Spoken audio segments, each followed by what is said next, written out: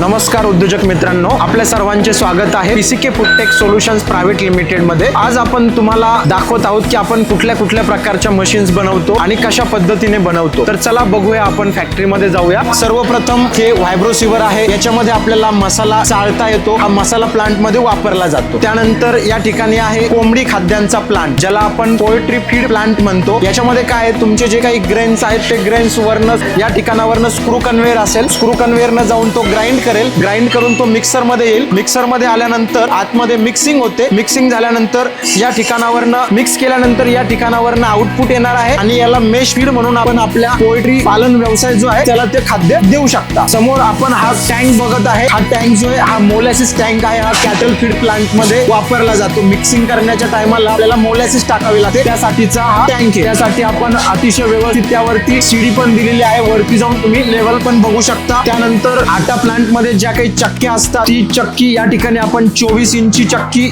2 चक्क्या आहेत, जे की आटा प्लांट मध्ये हार्ट ऑफ द इक्विपमेंट असं म्हणायला हरकत नाहीये, ते या ठिकाणी आहे। ही चक्की आहे दाल मिल दिसते, मिनी दाल मिल।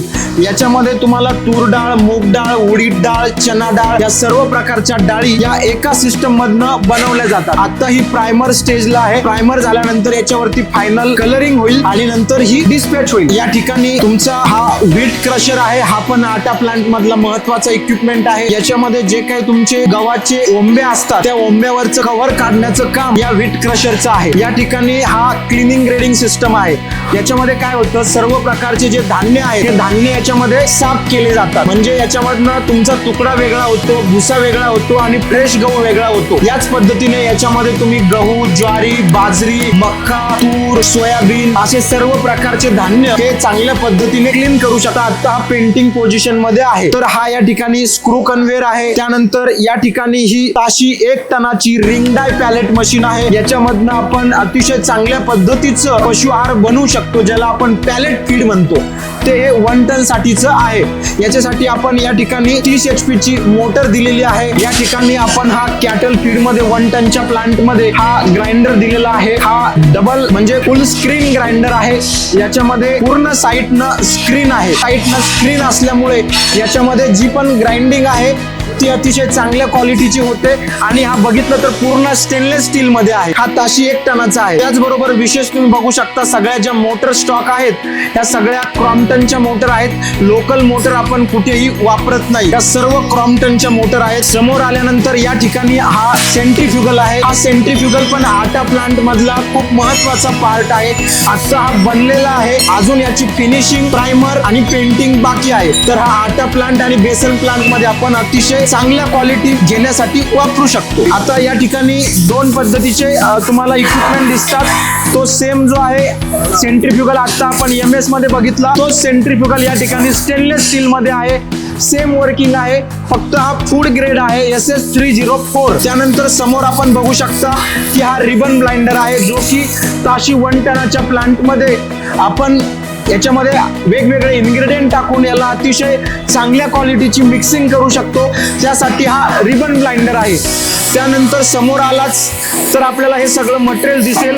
हे मटेरियल जे आहे हे 500 किलो पर आवर बेसन प्लांट मॅन्युफॅक्चरिंग होत आहे। हा पूर्ण स्टेनलेस स्टील 304 मध्ये आहे। याची थिकनेस तुम्ही जवळून दाखवू शकता। जर तुम्ही बघितली, पूर्ण थिकनेस ही 16 mm मध्ये आहे।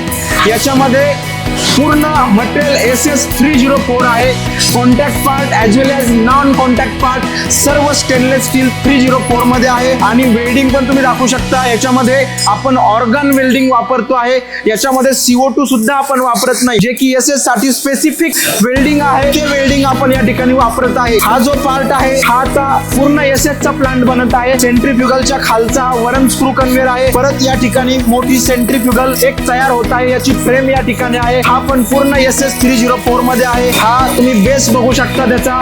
त्यानंतर तो त्याचा कर्व पार्ट आहे। त्यानंतर तुम्ही जर इकडे आले तर या ठिकाणी तुम्हाला या फ्लॅट डाय पॅलेट मशीन आहेत, म्हणजे या 500 किलो 200 किलो पर्यंत तुम्ही याच्यामधनं प्रोडक्शन घेऊ शकता।